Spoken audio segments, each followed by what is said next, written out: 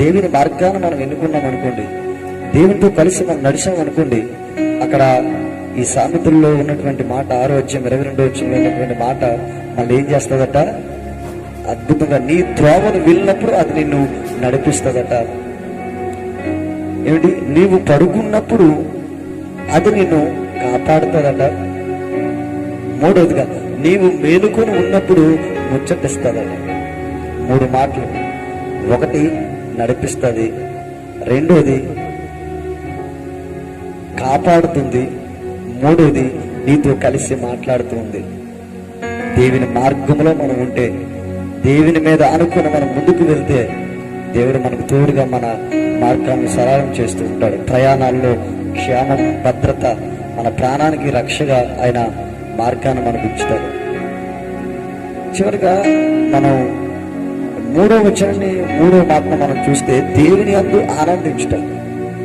చాలా మంది యేసుప్రభువుని నమ్ముకున్నాం కానీ కష్టాలండి, బాధలండి, కరువులండి, ఇబ్బందులండి అంటారు. నిజంగా ఆనందించడం అంటే ఏదో డబ్బు రావడం, ఇల్లు ఉన్నతమైన స్థాయిలో కట్టుకోవడం, కార్లలో తిరగడం, నీ యొక్క జీవితాన్ని హ్యాపీగా సంతోషంగా ఈ భూమి మీద బ్రతకడం, అది కాదండి సంతోషం అంటే.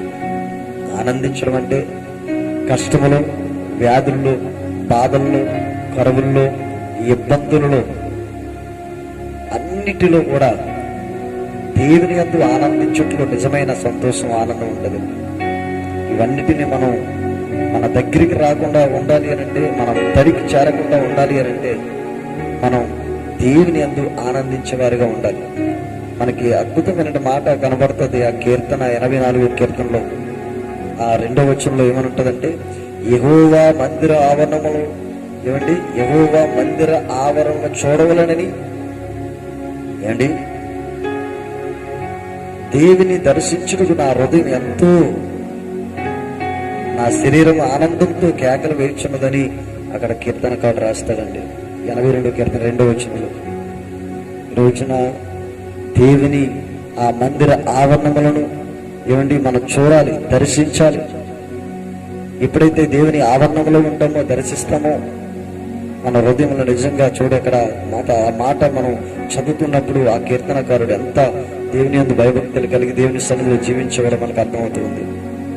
యెహోవా మందిర ఆవరణములను చూడవలని నా ప్రాణం ఎంతో ఆశపడుతుందని ఆయన అనగలిగాడు. అంటే మనం కూడా అలాగా దేవుని యందు ఆనందిస్తే, సంతోషిస్తే, ఆయన మందిర ఆవరణములను చూడవాలని మన ప్రాణంతో మనం మాట్లాడగలిగితే దేవుడు తప్పకుండా మనల్ని ఆశీర్వదిస్తాడు. మన యొక్క సంతోషాన్ని, నిజమైన సంతోషాన్ని ఇస్తాడు. కష్టాల్లో, బాధల్లో, కరువుల్లో, ఇబ్బందుల్లో ఎన్ని రుగ్మతలు వచ్చినా దేవుడు మనల్ని అన్నిటి నుంచి తప్పించి సంతోషంలోకి నడిపిస్తాడండి. అందుకే ఈ దినాన్ని మీ అందరికీ నేను మాట్లాడుతున్న మాట ఏంటంటే, ఒకటి దేవుని మీద ఆధారపడాలి. ఒక కీర్తనాకారుడు ఎలాగైతే దేవుని మీద ఆధారపడి ఆయన మార్గంలో నడిచాడు, రెండవదిగా దేవుని చేత నడిపించబడాలి, మూడవదిగా దేవుని యందు ఆనందించేవారిగా మనం ఉండాలి. మరలా చెప్పుచున్నాను, ఆనందించుడి అని ఒక అద్భుతమైన మాట మన ఫిలిప్పీయుల రాసిన పత్రికలో చూస్తాం. మరలా చెప్తున్నాను, ఆనందించండి, సంతోషించండి. లోకాన్ని చూసి కాదు, దేవుని చూసి, ఆయన వాగ్దానాన్ని చూసి, ఆయన మార్గాన్ని చూసి, ఆయన యొక్క సన్నిధిని చూసి మనం సంతోషించే వారమై మనం ఉండాలి. ఇంకొక మాట నేను జ్ఞాపకం చేస్తాను. దేవుని కొరకు జీవించే వారిగా మనం ఉండాలి. దేవుని కొరకు జీవించే వారిగా మనం ఉండాలి. కీర్తనకారుడు 146 కీర్తనలో అంటాడు, ఆ 2వ వచనంలో, నా జీవిత కాలమంతయు నేను యెహోవాను స్తుతించుదును, నేను ఉన్నంత కాలము నా దేవుని కీర్తించదును అంటాడు. నేను బిడ్డారా, పౌలు అంటాడు, బ్రతుకుట క్రీస్తే, చావైతే లాభం అంటాడు.